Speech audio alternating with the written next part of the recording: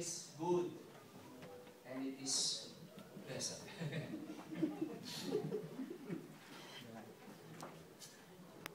It is pleasant because you would realize the psalmist was telling us beautiful things about unity. The first thing that he was talking, it is pleasant because unity brings the power of God and the presence of God. It says in verse 2, can anybody read that loud, please? It is like precious oil, running down the Aaron's beard, all down the color of his robe. Amen. You know, it is being likened to a precious oil. And this precious oil is the oil of anointing. Amen. Or the anointing oil that was prescribed by God to be used with all the furnishings of the ark of the tent of meeting, or the place, the holy place that he wants to meet Moses. He prescribed this oil, and actually he gave the ingredients. And you will find that in Exodus 30, 22 to 33. If you would turn your Bible there, very quick only. It is the oil that is used to anoint kings, prophets, and priests. But first, it was used to the priest. And this is the line of Aaron, the Levites.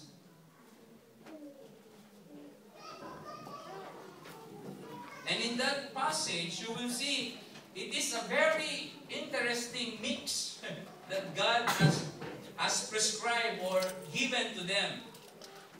He said there in verse 23, it says, take the following fine spices, 500 shekels of liquid myrrh, 250 shekels of fragrant cinnamon, 250 shekels of fragrant calamus. This is the unit that time, unit of measurement. 500 shekels of cassia, all according to sanctuary shekel, the unit that they use, and a hin of olive oil. And this is what he says, make this into a sacred anointing oil, a fragrant blend like a perfume. By the work of a perfumer, it will be a sacred anointing oil. It is only be used for something special. Use it to anoint the tent of meeting. It means anoint it. It means pour it out on the body of the tent. And also the Ark of the Covenant that symbolized the presence of God. And the table and all its articles, the lampstand and its accessories, the altar of incense, the altar of burnt offering and all its utensils, and the basin with its stand. And this is what I want us to see. You shall consecrate them so they will be most holy. It means they will be used only for this purpose and for God's purpose in meeting people, and particularly Moses. And look at it. Whatever touches them will be holy. Amen. How powerful is that? Amen. So unity is holy. Amen. Unity is for the people of God. Unity is something that God, that's why it's precious oil.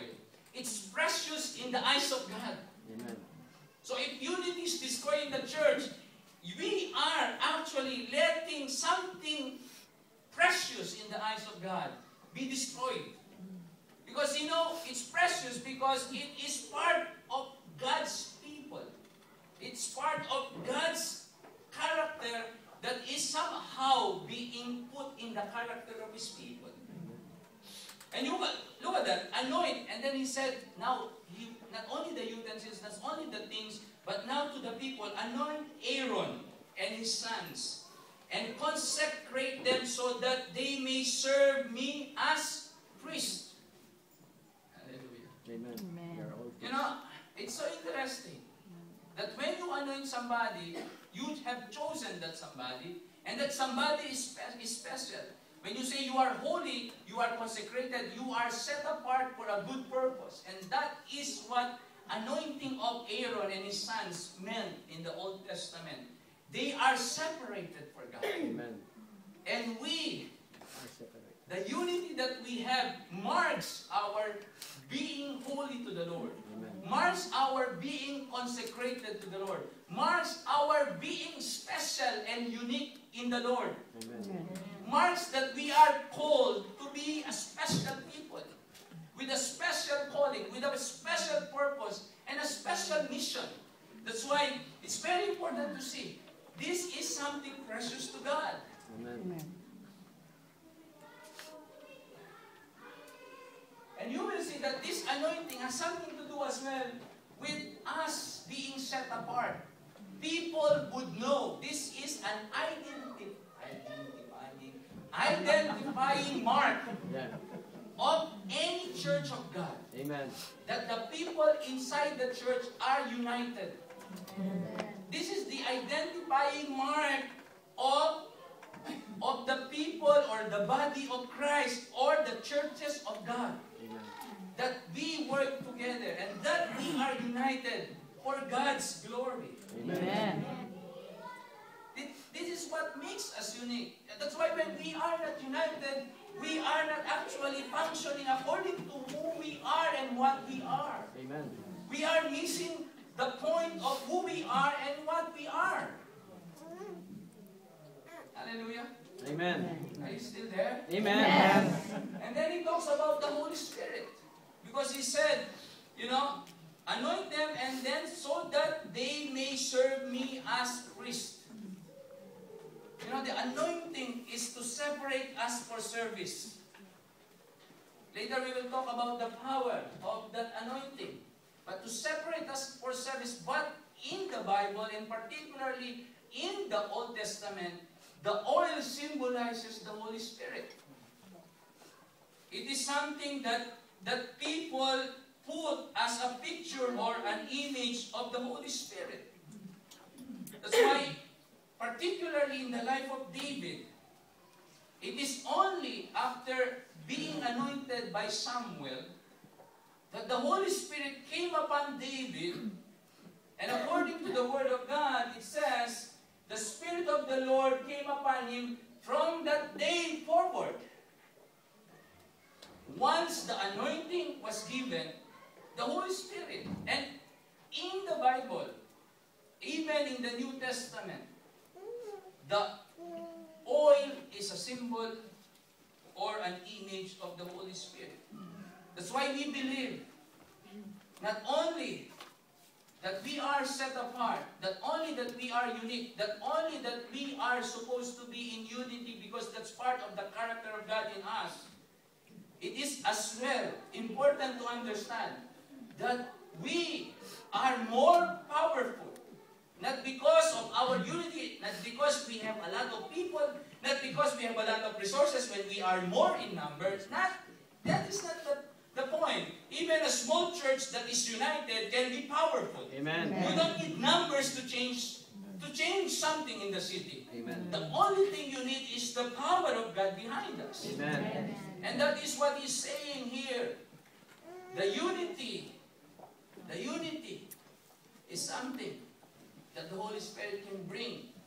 Or in the other hand, you can also say, when there is unity, the power of God is working as well. Amen. Imagine that. So, if ever there is something, I think it is something practical, it is something just logical and rational. How can God work if our relationships are broken? Amen. How can God work and bite-biting each other, when we are bite-biting each other, when we are hitting back on one another, when we are being critical and putting down one another? How can God really work? And that is just something practical. Amen. And the Bible is so much with that, especially the New Testament, the letters of Paul, because he has dealt with this unity. And so I really believe, and I believe this passage is saying, that in unity, there is God's power working. Amen. So in unity, especially now, that's why, we really prayed for this. And I believe you prayed for this. Amen. You know why?